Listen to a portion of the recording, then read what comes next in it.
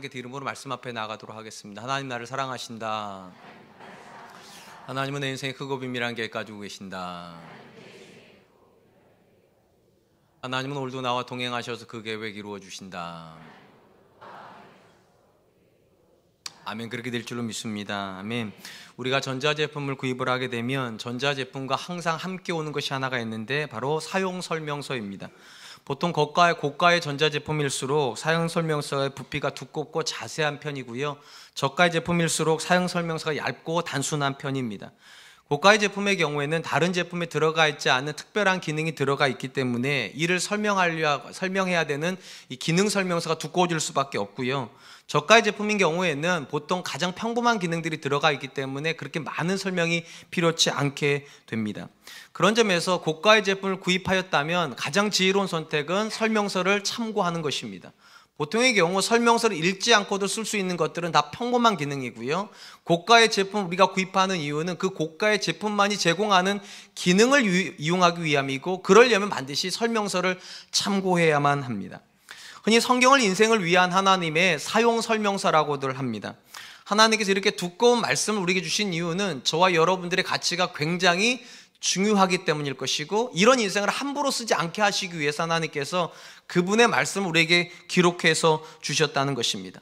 하나님은 창세기에서 저와 여러분들을 하나님의 형상으로 창조하시고 하나님의 일을 하는 사람으로 이 땅 가운데 두셨습니다. 그런데 문제가 발생하는 것이 우리 인생 가운데 죄라는 암초가 들어왔기 때문입니다. 그래서 어떤 누구도 자기가 원하는 대로 인생을 살지 못하고 또 마음에 소원하는 바를 다 이루지도 못합니다. 그러하기 때문에 하나님께서 이 말씀을 통하여서 우리가 만나게 된 인생의 암초가 무엇인지, 그리고 그 유혹 속에서 우리가 어떻게 대처해야 되며 또 우리가 그 유혹 앞에서 어떤 결과를 만들어내야 되는지를 자세하게 기록해 주심으로 하나님의 사람들이 하나님이 원하시는 인생을 살도록 설명하여 주셨다는 것입니다. 그래서 성경을 인생의 사용 설명서라고 그렇게 말하는 것입니다. 성경 안에서 우리가 사는 삶에 대해서 가장 많은 기록을 가지고 있는 책 중에 하나가 전도서라고 하는 책입니다. 이 전도서에서 인생과 관련해서 가장 반복적으로 나오는 단어가 있다면 헛되다라고 하는 단어입니다. 가장 대표적인 구절이 이런 구절입니다. 전도서 1장 2절 말씀, 전도자가 이르되 헛되고 헛되며 헛되고 헛되니 모든 것이 헛되도다. 전도서의 저자는 이 땅을 살아가는 모든 사람들이 자기의 삶의 어떤 순간이든 반드시 경험하게 된 숙명과 같은 인생의 문제가 있는데 그게 헛됨이라고 하는 부분이라고 말을 합니다. 우리 성경에 헛되다라고 번역된 단어의 문자적인 뜻은 비어있다는 것입니다. 뻥뻥 뚫려서 인생의 공허함을 느끼게 된다는 것입니다. 전도자는 자기 인생 이 비어있는 부분을 채우기 위해서 수많은 것을 집어넣으려고 합니다. 물질도 집어넣고 명예도 집어넣고 지혜도 집어넣고 권력도 집어넣고 심지어 육신의 모든 쾌락을 다 집어넣어보지만 그가 몸부림치면 칠수록 또 하나 깨닫는 사실이 있습니다. 더 큰 구멍이 있다는 사실을. 아무리 큰 거를 집어넣어도 더 큰 구멍만 생기는 것이 인생의 본질이라는 것입니다. 그런데 참 이것이 아이러니한 것이 하나님께서 본래 우리에게 주신 인생과 세상의 본질은 비어있는 것이 아니라 충만함이었다는 것입니다. 하나님께서 세상을 창조하시고 어떤 말씀을 하셨습니까? 보시기에 심히 좋았더라. 본래 하나님께서 우리에게 주신 인생은 그런 것입니다. 꽉 차 있어야 됩니다. 분명히 이 중에 적지 않은 숫자가 이런 느낌을 가지고 있습니다. 내 인생이 왜 이렇게 복을 받았을까? 물질을 많이 가지고 있는 것도 아니고 남편이 특별히 잘난 것도 아니고 자녀들이 특별히 좋은 대학교 간 것도 아닌데 자기 인생이 꽉 차 있는 듯한 느낌을 받는 분들이 있습니다. 그게 사실은 하나님께서 창세기에서 주시고 싶어 하셨던 우리 인생이고 세상입니다. 근데 전도자가 말하는 것이 무엇인가? 하나님이 주시는 인생과 우리가 사는 인생이 너무 갭이 많이 벌어져 있다는 겁니다. 뻥뻥 뚫려 있다는 거예요. 왜 이런 일이 벌어졌을까요? 전도서를 읽어보면 1장부터 11장까지가 인생의 모든 시도가 다 헛되다, 비어있다, 공허하다 이렇게 가다가요 12장에 가서 갑자기 톤이 확 바뀌게 됩니다. 전도서 12장 1절 말씀입니다. 너는 청년의 때에 너의 창조주를 기억하라. 곧 곤고한 날이 이르기 전 나는 아무 낙이 없다고 할 해들이 가깝기 전에. 우리가 잘 아는 대로 이 전도서의 기록자는 솔로몬입니다. 솔로몬은 다윗에게 아들로 태어나서 다윗의 왕권을 물려받은 사람이고요, 어려서 그는 하나님께 구하지도 않았던 지혜뿐만 아니라 지혜를 구했다가 구하지 않았던 부와 명예와 영광을 함께 얻게 됩니다. 인류 역사에서 솔로몬보다 큰 복을 받은 사람은 없습니다. 근데 참 안타까운 것은 이 복이 오히려 솔로몬에게 화가 되어서 그는 점점 하나님께 멀어지게 됩니다. 그리고 하나님 빼고 모든 것을 자기 인생에 채워넣기 시작합니다. 근데 채우면 채울수록 그가 느끼는 것은 무엇인가? 더 큰 공허함이라는 것입니다. 이제 그의 나이가 노년을 향해 가고 있을 때 불현듯 그가 이런 생각을 했다는 것입니다. 내 인생에 정말 왜 이렇게 뻥 뚫려 있을까?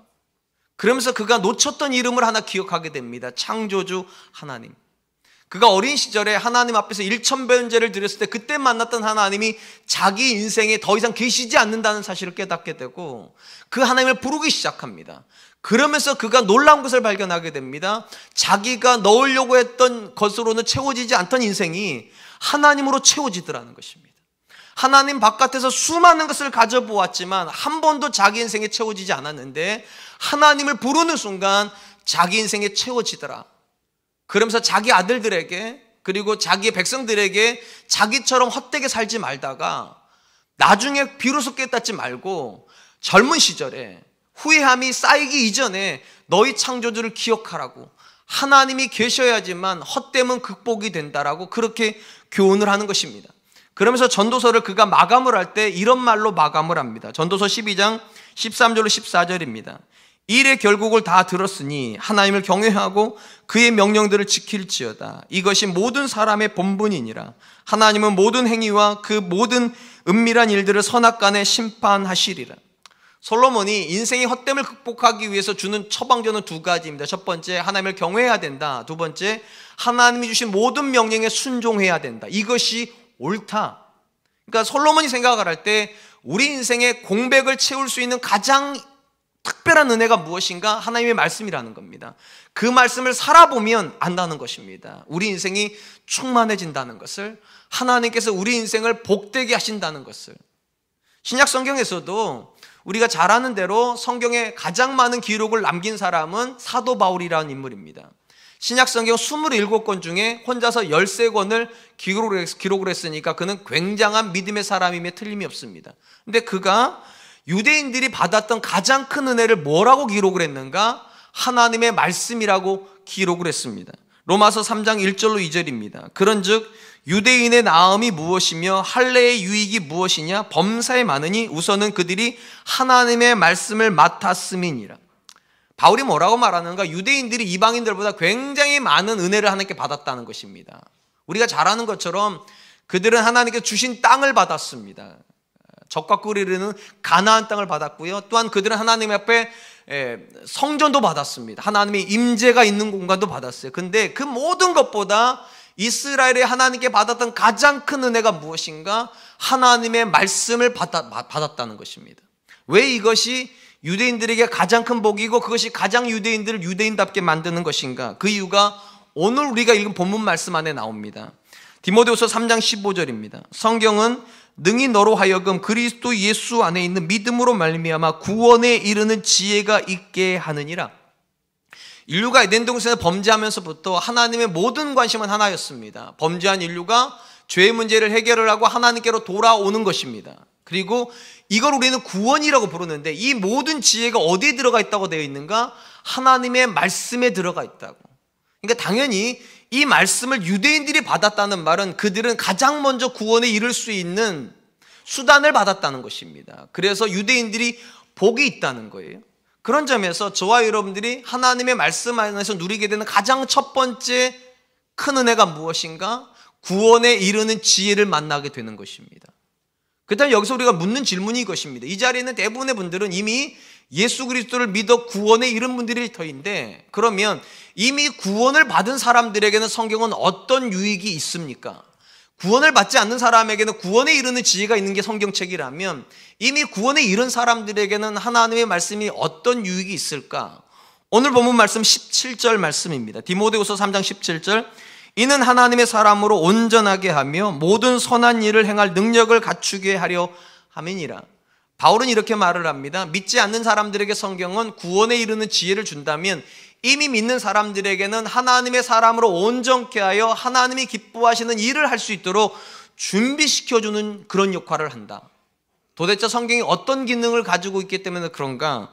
오늘 제가 살펴보려고 하는 말씀이 16절 말씀인데요. 우리 16절 말씀은 같이 한 번만 읽어보도록 하겠습니다. 읽습니다. 시작. 모든 성경은 하나님의 감동으로 된 것으로 교훈과 책망과 바르게 함과 의로 교육하기에 유익하니, 성경이 성도에게 유익한 것은 네 가지 기능을 하기 때문이라고 그렇게 말을 합니다. 첫 번째 바울이 말하는 기능은 무엇인가? 하나님은 성경을 통해서 교훈을 하신다는 것입니다. 여기서 교훈을 한다는 말의 정확한 의미는 하나님께서 저와 여러분들에게 무엇이 하나님의 뜻인지를 보여주신다는 것입니다. 적어도 하나님께서 원하시는 인생은요, 내가 살고 싶은 대로 사는 인생은 아닙니다. 하나님이 기대한 인생을 우리가 살기를 원하시기 때문에 하나님의 말씀을 기록해서 주셨다는 거예요. 근데 문제가 무엇인가? 우리 대부분의 사람들이 하나님의 뜻에 별로 관심이 없다는 것입니다. 기독교 인구가 굉장히 많이 있습니다.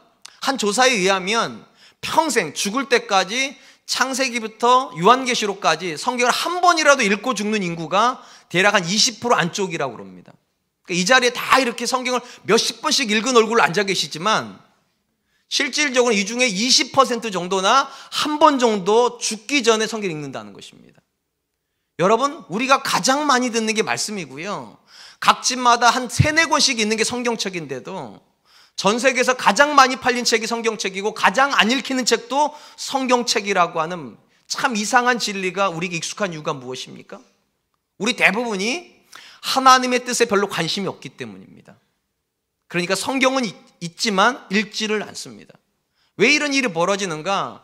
우리가 자꾸만 기독교를 종교랑 착각하기 때문이라고 제가 자주 말씀드리죠. 일반적으로 여러분, 종교를 왜 갔습니까? 사람들이 신의 뜻을 이루기 위함입니까? 자기 뜻을 이루기 위함입니까? 자기 뜻을 이루고 싶어서 종교를 갔습니다. 왜냐? 자기 힘으로는 자기 뜻을 이루기에 너무 부족하니까 신의 도움을 얻어서라도 자기 뜻을 이루고 싶어서 종교 활동을 시작을 합니다. 그러다 보니까 모든 고등 종교에 경전이라는 게 존재하지만 읽혀지지를 않습니다. 왜냐? 출발 자체가 내 뜻이 중심이었으니까 신의 뜻인 경전은 의미가 없는 거예요. 내 뜻을 이루면 되니까. 그래서 불교도들이지만 불경 안 읽습니다. 이슬람교도들이지만 이슬람경 읽지 않습니다. 기독교의 신자들도 도대체 대송하지만 자기들이 종교 활동한다고 생각을 하셔서 그런지 몰라도 성경을 읽지를 않습니다. 종교는요, 출발 자체가 사람이 신을 만들어 놓고 시작하는 것이기 때문에 사람의 뜻이 더 중요할 수 있습니다. 신의 뜻보다는. 그런데 기독교는 정반대입니다. 우리가 하나님을 만든 게 아니라 하나님이 우리를 만들었다고 우리는 그렇게 믿어요. 당연히 우리가 가지고 있는 뜻보다 우리를 만드신 그분이 가지고 있는 뜻이 훨씬 중요합니다. 그리고 더 문제가 무엇인가? 우리의 뜻은 안 이루어져도 괜찮습니다. 반드시 하나님의 뜻이 이루어져야 됩니다. 그렇기 때문에 기독교 신앙은 성경이 없으면 불가능합니다. 무엇이 하나님 뜻인 줄 알아야 그 뜻을 이루지 않겠습니까? 근데 참 안타깝게도 교회를 다님에도 불구하고 우리 대부분은 하나님 뜻에 별로 관심이 없습니다. 대부분 우리가 가지는 관심이 무엇입니까? 무엇을 먹을까? 무엇을 마실까? 무엇을 입을까? 어떤 차를 탈까? 어떤 집에 살까? 어떤 대학에 보내야 될까? 다 자기랑 관련이 있습니다. 혹시 우리 중에 오늘도 그런 목적으로 이 예배로 오셨다면 죄송한 말씀이지만 여러분들은 신앙생활을 하고 계신 것이 아니라 종교 활동을 하고 있는 것입니다. 신앙생활의 본질은 무엇인가? 하나님의 말씀 앞에서 무엇이 하나님의 뜻인지를 먼저 분별하면서 시작하는 거예요. 내 자녀를 내게 주셨는데 그 자녀가 어떻게 크는 것이 하나님의 뜻일까? 내게 이런 인생에 주셨는데 이 인생을 어떻게 사는 것이 하나님의 뜻일까? 내게 가정을 주셨는데 어떤 가정을 이루는 것이 하나님의 뜻일까? 그것을 찾아가는 것이 신앙의 첫 여정이고 하나님께서 말씀을 통하여서 그걸 교훈하신다는 것입니다. 바로 이런 이유에서 사도 바울이요, 선교 여행을 갔을 때 가장 감동을 받았던 지역이 하나가 있습니다. 바로 베레아 지역에 방문했을 때입니다. 바울이 거기서 받았던 감동을 이렇게 기록해 놓았습니다. 사도행전 17장 11절, 베레아에 있는 사람들은 데살로니카에 있는 사람들보다 더 너그러워서 간절한 마음으로 말씀을 받고 이것이 그러한가 하여 날마다 성경을 상고함으로. 바울이 베레아 사람들에게서 받았던 감동이 3가지로 기록이 되어 있습니다. 첫 번째, 그들은 너그러운 사람들이다. 일반적으로 우리가 너그럽다고 하면은요, 사람이 온유하거나 부드럽다는 뜻으로 이해를 하지만 본문에서 너그럽다는 뜻은 마음이 열려있다는 뜻입니다. 그러니까 하나님의 말씀을 향하여서 그 말씀이 떨어지기만을 기다리고 마음을 열어놓고 기다리고 있었고, 두 번째, 그들은 간절함으로 들었다고. 그냥 들려지는 말씀만 듣는 것이 아니라 한 절이라도 안 놓치려고, 그 말씀의 뜻에서 빗나가지 않으려고 집중하고 들었다고. 아마 우리 사랑과 은혜교회 성도님들이랑 비슷해요, 그거는요. 세 번째, 그들은 그 말씀이 그러한가 하여 날마다 상고하더라. 듣는 말씀으로 끝나는 것이 아니라 집에 가가지고 그 말씀이 진짜 그러니 성경을 펴고 연구를 했다는 말입니다. 우리 성경에 상고한다는 말의 문자적인 뜻은 조사한다는 뜻이에요. 그 바울이 말한 설교잖아요. 성경을 13권이나 쓴 바울이 설교를 했는데도 그들은 집에 가서 반드시 자기 성경책을 펴고서 바울의 말이 진짜인지 다시 확인하고 집에서 아멘했다는 겁니다. 회당에서만 아멘한 것이 아니라 집에 가서도 그 말씀을 펴고 읽으면서 확인하고 아멘을 했다. 그래서 바울이 감동을 한 것입니다. 사랑하는 성도 여러분, 구약시대에 암흑기라고 불리는 첫 암흑기가 어느 시점이었는지 아십니까? 그게 여호수아 세대 바로 다음 세대입니다. 가나안 세대예요. 우리는 이 시대를 사사시대라고 부릅니다. 400년 동안 하나님께서 그 땅을 철저하게 심판하신 시간입니다. 왜 그렇게 되었을까? 그 시대의 시대 정신을 보여주는 구절이 하나가 있습니다. 이런 말이 있죠. 각각 그 소견에 옳은 대로 행하였더라. 하나님께서 그들에게 은혜를 주셨는데 그들은 그 은혜를 받아가지고 하나님의 뜻이 무엇인지를 분별한 것이 아니라 그 은혜를 가지고 뭐를 먹을까를 생각을 했고요, 뭐를 입을까를 생각을 했고요, 어떻게 행복하게 살까만 생각했다는 거예요. 자기 소견에 옳은 대로만 살았다. 하나님께서 왜 이스라엘에게 은혜를 주셨을까요? 왜 그들에게 젖과 꿀이 흐르는 땅을 주셨을까요? 그 가나안 땅에서 하나님의 뜻을 분별하면서 살라고요. 오늘도 마찬가지다 싶습니다. 우리 중에 하나님의 은혜에 대한 사모함이 없는 분들 계십니까? 심지어 우리 중에 하나님의 은혜를 받았다고 하는 분들도 계실 겁니다. 그러면 그 은혜를 받았고 그 은혜를 구하는 목적이 하나님 뜻입니까? 그래야 된다는 겁니다.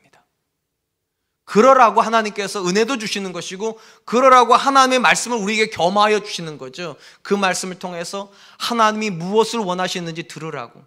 저는 우리 사랑과 은혜교회 성도님들이 하나님의 말씀을 향해 마음을 열 수 있기를 축원드립니다. 내가 원하는 것이 무엇이냐는 종교활동이고요, 하나님이 원하시는 것이 무엇인가를 찾는 게 신앙이라면 하나님의 말씀이 없는 신앙은 불가능합니다. 그 말씀을 들으십시오. 그 말씀을 읽으십시오. 그 말씀을 배우십시오. 그럴 수 있기를 축원드립니다. 두 번째로 사도 바울은 하나님께서 그분의 말씀을 가지고 성도를 책망하신다라고 그렇게 말을 합니다. 하나님의 성도를 책망하는 이유는 무엇입니까? 잘못 가기 때문입니다. 바른 길로 가면 책망할 이유가 없어요. 하나님께서 그분의 뜻을 알려주셨는데도 하나님의 뜻대로 자녀를 키우지 않기 때문에 하나님께서 책망하시는 거예요. 부부관계에 대해서 교훈을 주셨는데도 그렇게 교훈대로 살지 않기 때문에 책망을 하시는 것이죠. 우리 대부분이 느끼는 게 하나가 있습니다. 아담 이후로 이 땅에 있는 모든 사람들은 다 죄인으로 태어난다는 사실입니다. 의인으로 태어나는 사람이 없습니다. 제가 사람이 죄인으로 태어난다는 걸 뼈저리게 느낀 경험이 있습니다. 우리 둘째 아이를 유치원 보내고 나서부터입니다. 둘째 아이가 6살 돼서 유치원을 보냈는데 유치원 갔다가 며칠 지나면서부터 우리 아이가 무슨 발자를 그렇게 열심히 하더라고요. 신발은 아니에요. 뭔 말만 형한테 뭔 말하면 무슨 발 이러는 거예요. 근데 참 신기하게요, 정확히 딱딱 떨어져요. 그러니까 그 말을 넣어야 될 때 어김없이 넣는다는 겁니다. 이게 얼마나 신기한 건가 하면 어릴 때 우리가 자녀들한테 그런 거 안 가르치잖아요. 뭐를 할 때마다 이러자 고맙습니다 해야지 하고 뭐 주잖아요. 그리고 뭐 하면 잘못됐다고 해야지, 잘못했습니다 해야지. 이렇게 말하면 그런 거는 기억을 못 합니다, 애들이요. 몇 번을 해도 못 하는데 그 무슨 발은요, 한 번 들으면 응용까지 합니다, 애들이요. 그거 참 신기하지 않습니까? 어떻게 한 번 들었는데 응용까지 합니까, 이게? 그래서 깨닫는 게 그거예요. 사람은 죄인입니다. 그냥 태생적인 죄인, 쉽게 말하면 가만히 놔두면 좋아지는 존재가 아니라 가만히 놔두면 나빠지는 존재예요. 그러니까 하나님 말씀을 들어서 마음으로 내가 이렇게 해야지 하는데 내가 안 움직이잖아요. 그럼 우리 마음은 어디로 가는가? 나쁜 쪽으로 가버린다는 겁니다. 그래서 책망이 필요한 거예요.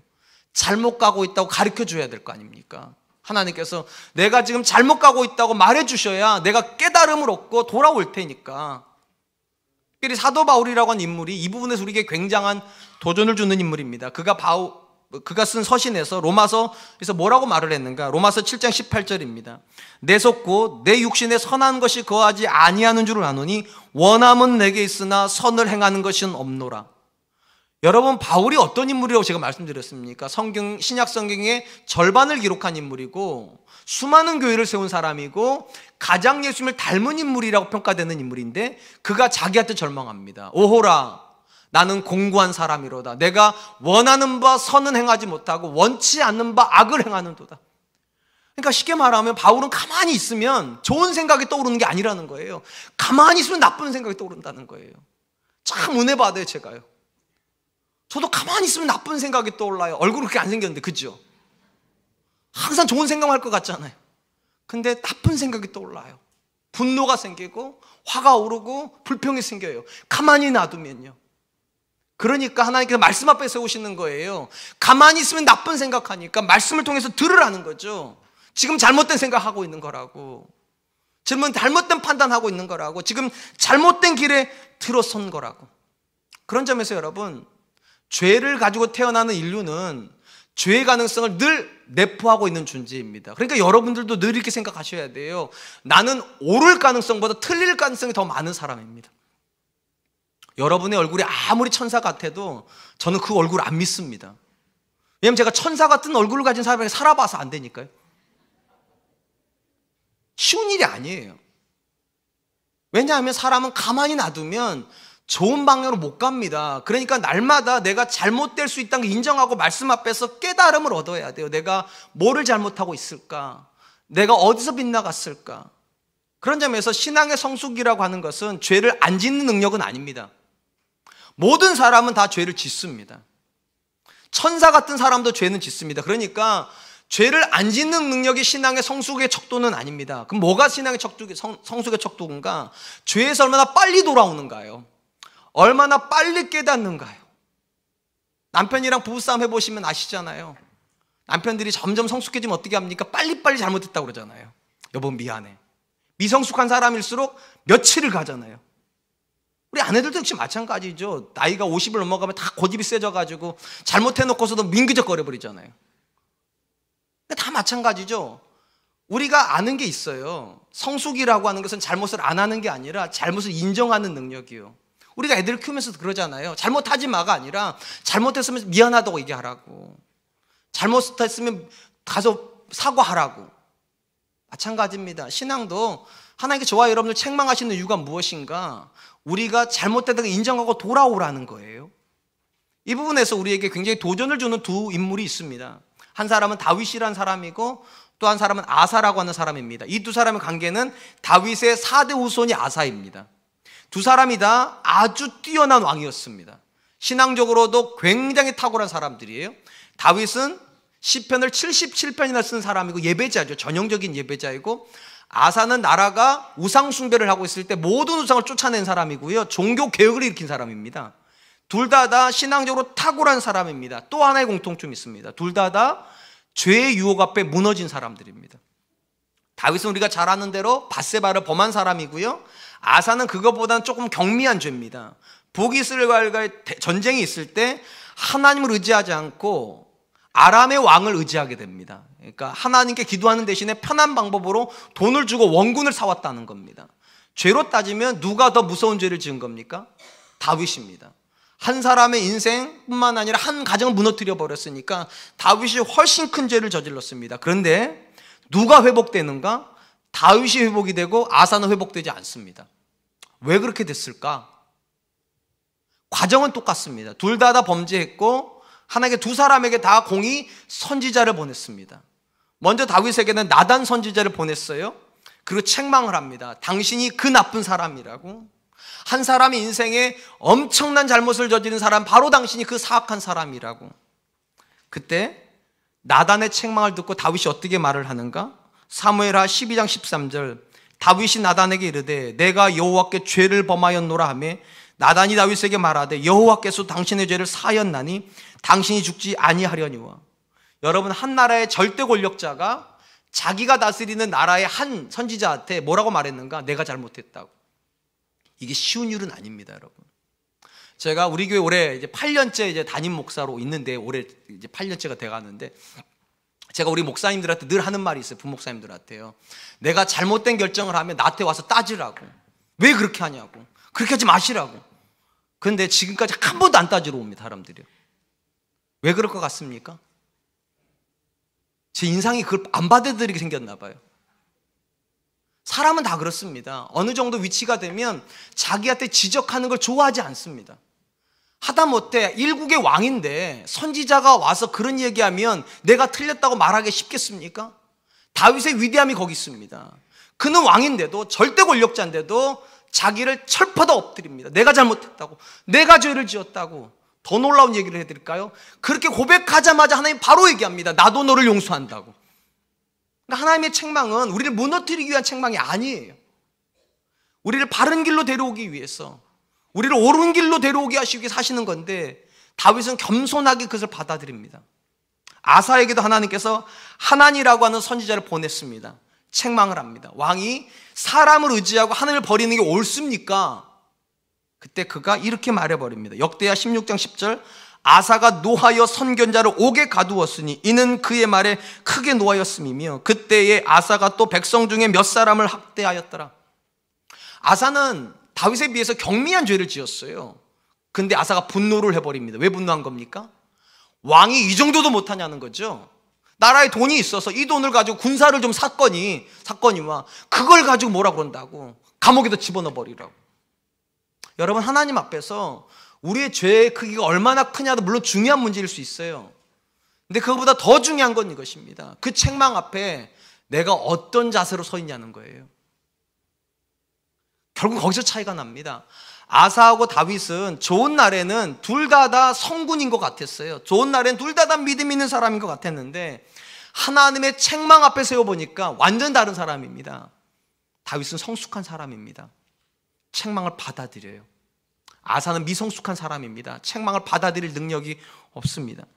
사랑하는 성도 여러분, 하나님께서 저와 여러분들에게 기대하시는 건 절대로 완벽한 모습 아닙니다. 만약 하나님께서 저와 여러분들에게 완벽한 모습을 기대하셨다면 회개라고 하는 단어가 필요 없습니다. 실수하면 바로 지옥에 집어넣으시면 돼요. 근데 왜 회개하라고 기회를 주십니까? 우리가 다 죄의 본성을 가지고 태어났기 때문에 원하지 않지만 죄를 지어요. 하나님도 그 가능성을 인정하시는 거예요. 다만 차이가 있죠. 그거를 인정하라는 겁니다. 내가 잘못했다는 것을 하나님 말씀 앞에서 내가 자녀를 잘못 키웠다는 걸 인정하라고. 우리 중에 굉장히 고집스러운 분들이 있습니다. 이런 고집을 피우는 거예요. 나는 원래 이렇게 태어나서 이렇게밖에 못 산다고. 어쩌라는 거예요. 여러분, 잘못을 인정했는데 못 고치는 것과 못 고치니까 잘못을 인정 못 하겠다는 건 다른 태도입니다. 굉장히 많은 분들이 못 고칠 거니까 잘못을 인정 안 합니다. 나는 원래 이렇게 태어났다고. 나는 원래 어릴 때부터 부모한테 이렇게 대접받아서 난 자녀한테 이렇게 못 한다고. 그 가정에 소망 없습니다. 이렇게 말해야 돼요.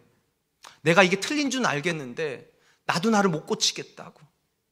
그래야 하나님께 울부짖어요. 하나님, 내가 나를 못 고칩니다.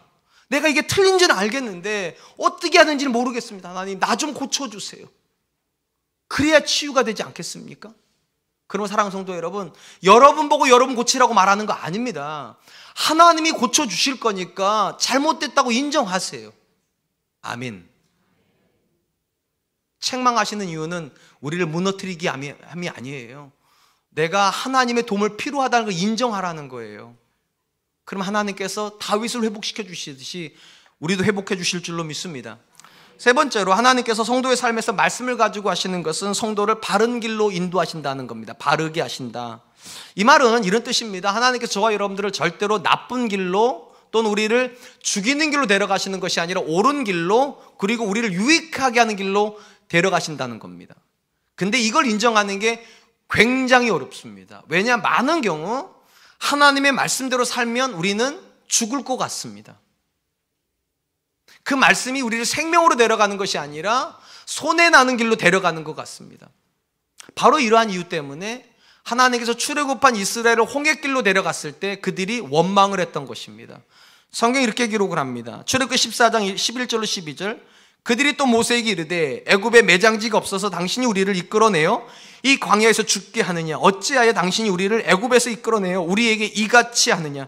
우리가 애굽에서 당신에게 이른 말이 이것이 아니냐? 이르기를 우리를 내버려 두라. 우리가 애굽 사람들을 섬길 것이라 하지 아니하더냐? 애굽 사람을 섬기는 것이 광야에서 죽는 것보다 낫겠노라. 여러분, 출애굽을 한 다음에 이스라엘이 길을 정한 게 아닙니다. 하나님이 정하셨어요. 블레셋 길로 가지 않고 광야 길로 나가서 홍해 길로 가도록 하나님이 인도하신 겁니다. 근데 그들의 눈에 이 길이 틀린 길이라고 느껴진 겁니다. 잘못된 길이라고, 살리는 길이 아니라 죽이는 길이라고. 그래서 하나님이 원망하는 거예요. 우리가 애굽에 있겠다고 하지 않았냐고. 굳이 우리를 집어 꺼내놔가지고 결국은 우리를 죽이려고 한다고. 이게 지금 우리가 만나는 대부분의 신앙의 문제입니다. 우리 대부분도 지금 그런 갈등 앞에 있지 않습니까? 하나님의 말씀을 들으면 그 말씀대로 살아야 될 것 같은 생각은 들지만 바로 옆에서 역작용이 일어나는 게 뭡니까? 그 말씀대로 살면 망할 것 같아요. 하나님 주시는 말씀이 우리를 살리는 말씀으로 느껴지는 게 아니라 죽이는 말씀으로 느껴지고요, 행복한 길이 아니라 불행한 길처럼 느껴집니다. 그래서 그 말씀을 듣기는 하지만 선뜻 그 말씀 앞에 못 나가는 거, 믿지를 못하니까, 바르게 하신다라는 이 사실을 믿지 못하니까. 이스라엘 역사는 이 생각을 계속 반복합니다. 그들은요, 하나님이 계속 말씀을 하시면 그들은 계속 생각을 합니다. 이게 우리를 살리는 길인가 죽이는 길인가. 그리고 언제나 그들은 어떻게 반응을 했는가? 하나님의 말씀을 우리를 죽이려고 한다고. 그래서 우상 숭배 시작하는 겁니다. 자기들이 생각할 때 옳은 방향으로 생각하는 거예요. 자기들이 생각할 때 자기들에게 유익하다고 생각하는 그 길을 선택하는 것입니다. 그러다가 가장 결정적인 문제가 언제 터지는가? 예레미야 때 터집니다. 예레미야 때 이스라엘 백성들이 하나님께 이런 원망을 합니다. 예레미야서 6장 10절로 11절.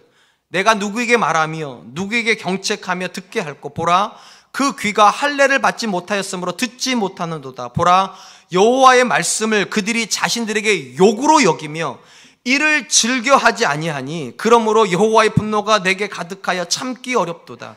그것을 거리에 있는 아이들과 모인 청년들에게 부르니 남편과 아내와 나이든 사람과 늙은이가 다 잡히리로다.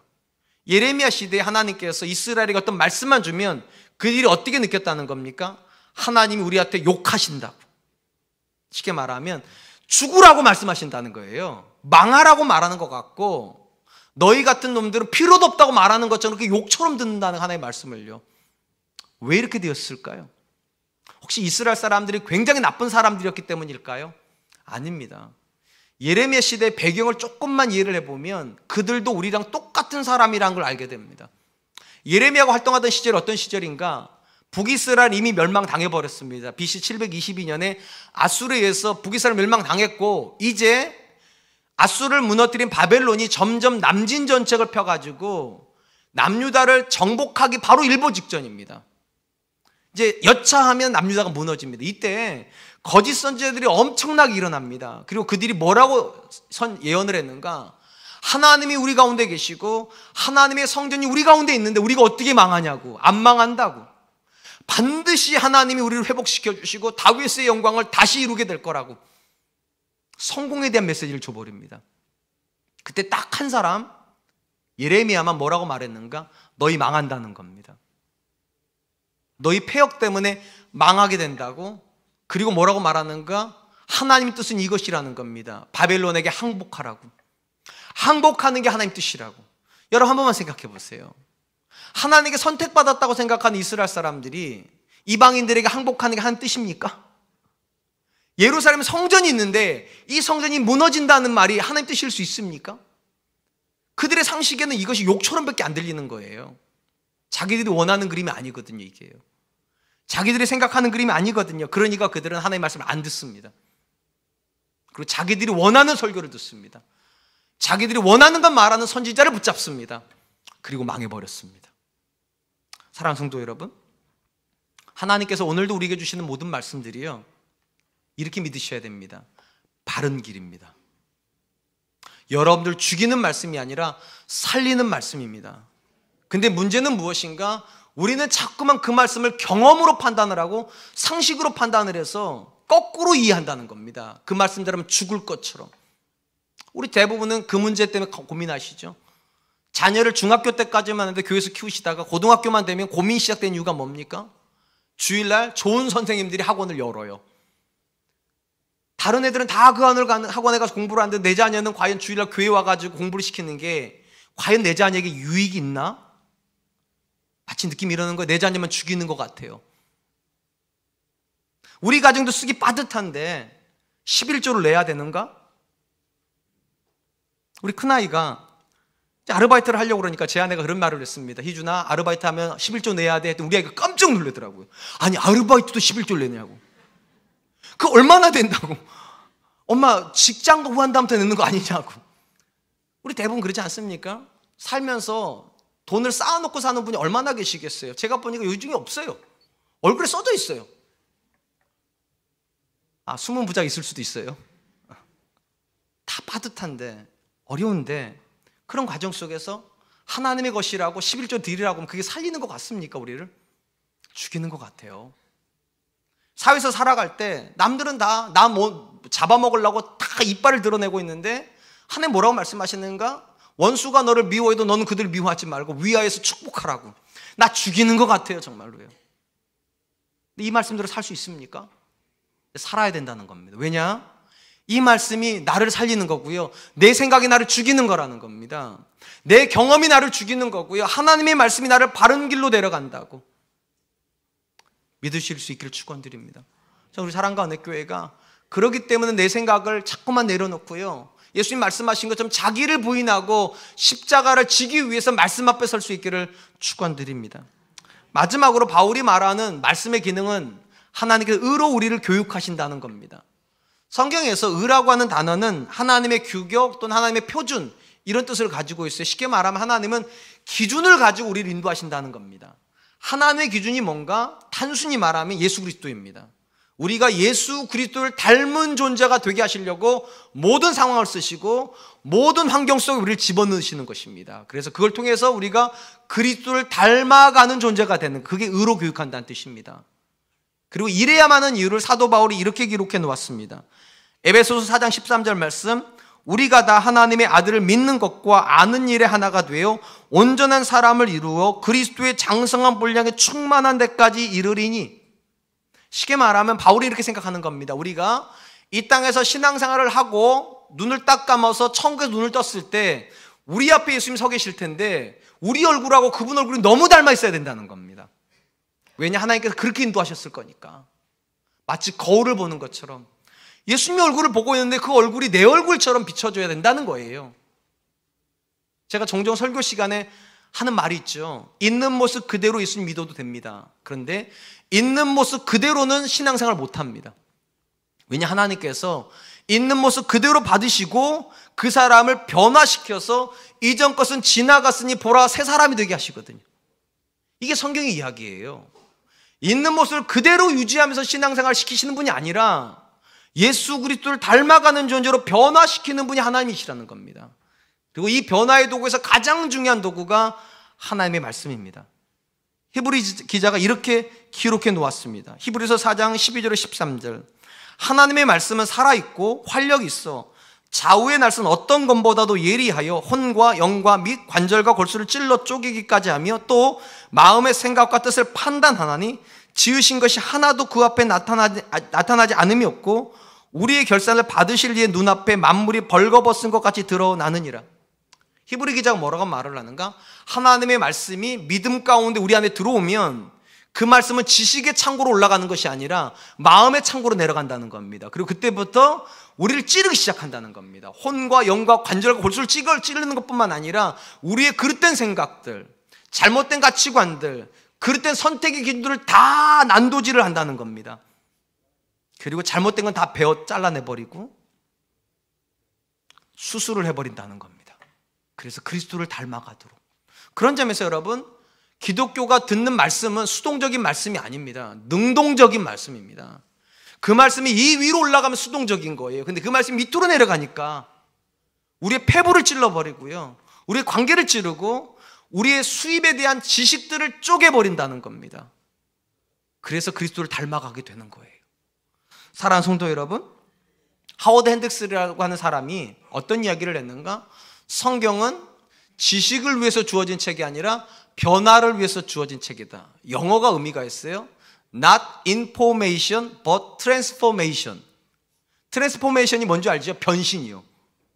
하나님께서 우리에게 말씀을 해주셨는가? 지식이 쌓이라고가 아니라 삶이 전환을 일어나라. 전환되라고. 삶이 하나님이 기뻐하시는 모습으로 전환되라고.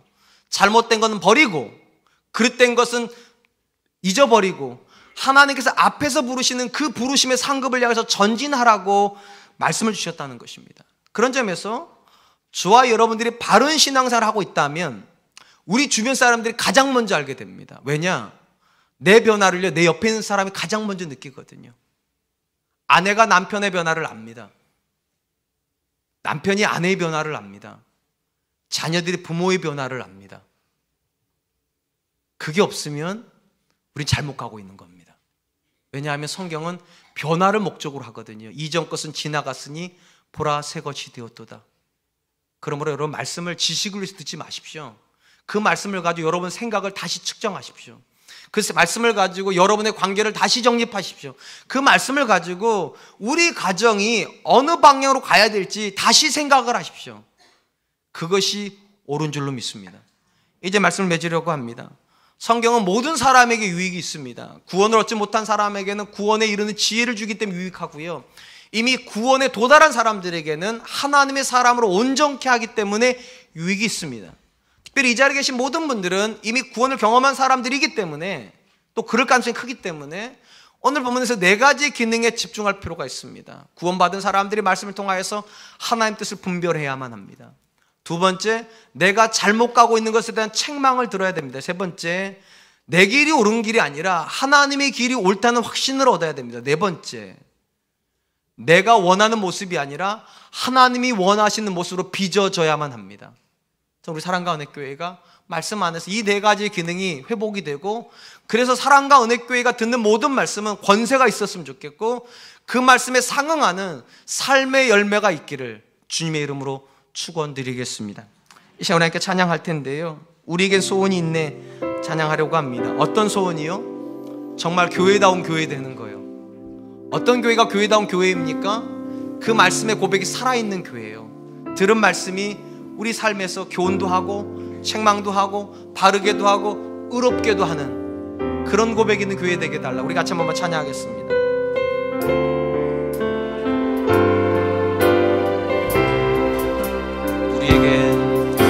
우리에게 소원이 하나인데,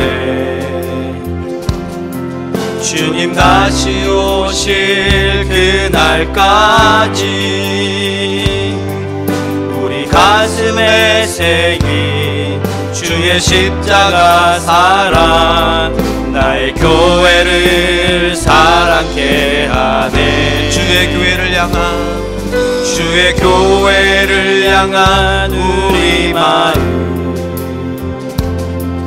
희생과 포기와 가난과 고난,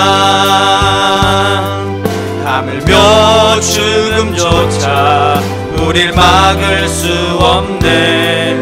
우리 교회는 이 땅의 희망, 교회를 교회되게 예배되게 우릴 사용하소서.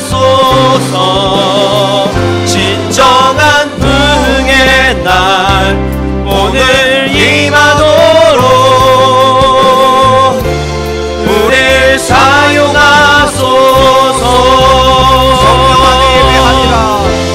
성령 안에 예배하리라. 자유의 마음으로 사랑으로 사역하리라. 교회는 생명이니 교회를 교회되게 예배되게 우릴 사용하소서.